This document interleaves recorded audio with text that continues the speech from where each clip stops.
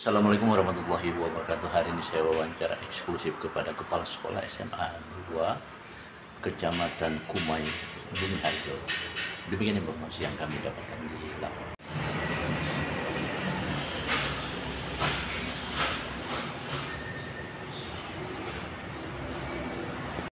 Saat ini kita sudah memasuki tahap akhir ya bagi siswa ya. Ada yang perpisahan, ada masa transit. Nah, sampai sejauh khusus SMA 2 Kecamatan Kumai.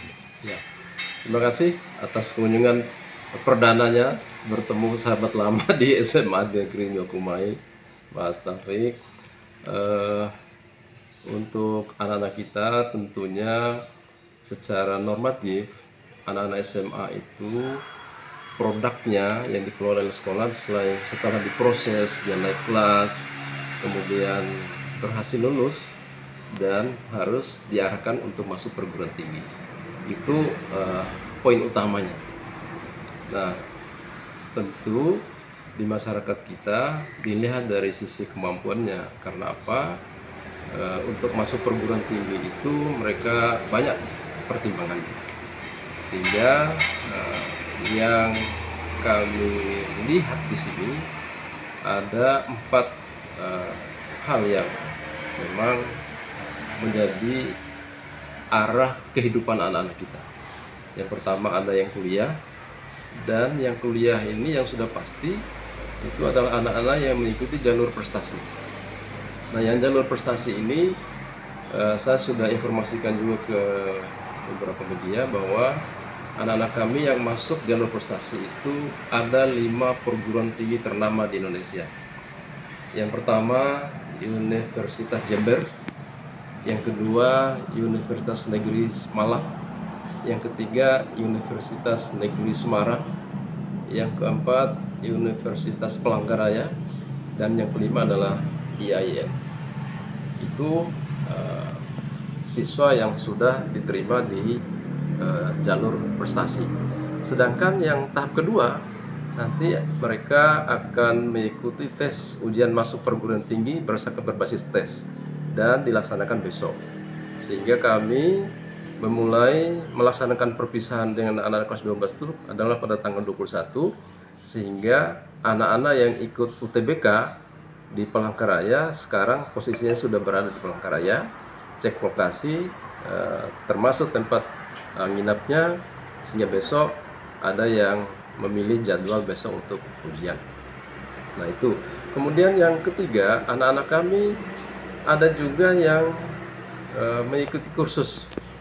Nah, jadi kursus ini ada yang kursus hitungan bulanan, ada juga yang kursus tahunan seperti di Inter, kan ada kan di Palangkaraya, di Pangelamun ini ada di Jenius, dan mereka sudah melakukan sosialisasi beberapa kampus di sini di SMA 2 Kumai ini. Ada Universitas Palangkaraya, ada Utama, ada Universitas Muhammadiyah, ada ini yang sekolah kesehatan di Pangkalambun, dari Udinus. Itu mereka sering berkunjung beberapa waktu di sekolah kita ini, termasuk UMY, Ahmad Dahlan. Jadi perguruan tinggi terbaik yang ada di Jawa itu mereka berusaha untuk menginformasikan praktek-praktek baik yang positifnya yang mereka laksanakan di beberapa kampus yang ada di Pulau Jawa dan juga di Pulau Kalimantan. Nah, setelah mereka yang memilih ada yang kursus atau yang sekolahnya 1 tahun, ada juga yang milih bekerja sesuai dengan kemampuan fisiknya. Ya, ada juga yang bekerja di pertokoan, di perkantoran, bahkan di bengkel. Nah, bahkan ada yang sudah siap bekerja jadi sopir. Karena di sini kan lahan area sawit. Jadi itulah kondisi-kondisi real yang kita hadapi di lingkungan kita ini. Saya sudah sampaikan bahwa kalau anak-anak tamat SMA itu bekerja, maka perusahaan itu senang. Karena apa? Produktivitas kerjanya pasti banyak, tinggi. Upahmu kurang, tidak sesuai dengan kapasitas produksi yang didapatkan. Maka kalau kita tidak kuliah, berarti anak-anak Bumi Harjo ini sudah punya andil. Ya, sekali lagi saya sampaikan bahwa kalau anak-anak SMA atau SMK di Bumi Harjo ini tidak lanjut kuliah, berarti punya andil untuk menurunkan indeks sumber daya manusia. Karena yang tamat SMA kan dia pasti rendah nilainya. Tapi kalau banyak yang kuliah, maka nilai SDM di Kobar, di Kalteng akan semakin tinggi. Nah itu saya selalu sampaikan kepada anak-anak. Juga yang tidak kalah pentingnya, walaupun tamat SMA itu sudah boleh berkeluarga, tapi belum pada saatnya. Makanya saya selalu ingatkan 4 sukses. Yang pertama, sukses tadi. Yang kedua, sukses organisasi. Yang ketiga, sukses karir. Yang keempat, sukses berkeluarga. Jadi kalau tahapan 4 item ini sudah bisa diikuti, insya Allah jadi sukses.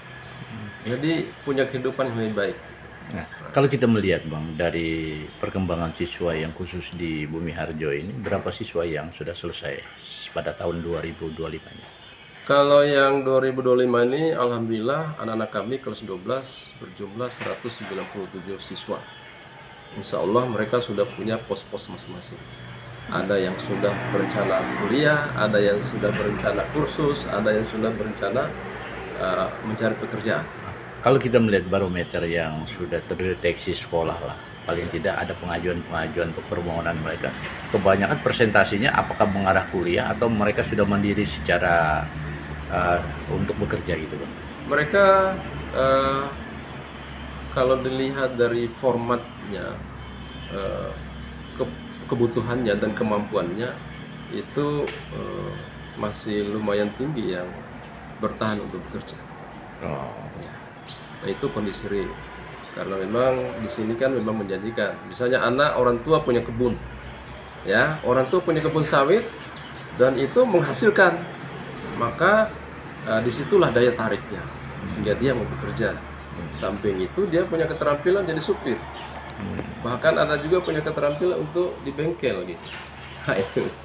Ya, berarti ini bisa regenerasi orang tua yang ada sesuai dengan kemampuan yang ada. Ya. Tapi untuk skill juga mereka sebenarnya layak kan untuk layak bekerja, layak. Cuma situasi alam ya. Ya. Kondisinya beda ya. Beda. Ya siapa sih yang masa orang tuanya sudah tua yang bekerja di sawitnya mungkin terbatas sehingga anaknya ikut serta dan sambil mencari pekerjaan yang memang untuk menambah kehidupan di rumah. Harapannya Bang selaku kepala sekolah SMA 2 Kumai ini bagaimana? Ya, jadi sekolah ini adalah kehadiran negara. Maka negara tidak mau terbiarkan begitu saja hasilnya.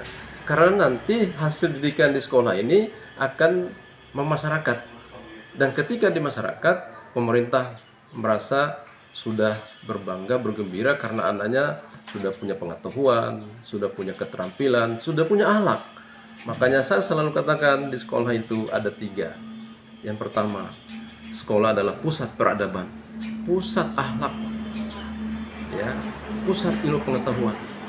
Yang kedua, sekolah itu di mana guru adalah contoh peradaban, contoh ahlak, contoh menerapkan ilmu pengetahuan. Dan yang ketiga, murid atau siswa adalah pewaris peradaban. Nah, ya. Kalau kita melihat lagi Bang, untuk memasuki tahun ajaran baru di 2025 ini sejak kapan dimulai rencana? Untuk PPDB kita tentunya akan menerima dulu ketentuan-ketentuan terbaru dari pemerintah provinsi. Kalau menyangkut zonanya, istilah dulu kan zona, sekarang domisili. Nah, tapi tetap ada pembagiannya, domisili juga tetap ada pembagian. SMA 2 ini wilayahnya sekitar ini, kemudian nanti ada SMK 1 Lada kan ada juga, kemudian ada SMA Lada, dan ini kan berdekatan.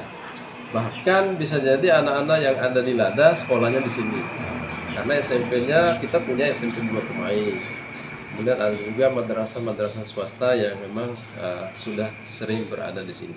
Nah, kalau untuk SK dari provinsi sudah turun belum Bang untuk dibukanya Kalau pendaftaran? Kalau untuk dimulai belum. Oh, belum. Nanti kan ada juknisnya. Diperkirakan apakah ini akhir April atau akhir Juni? Ya biasanya itu antara Mei Juni.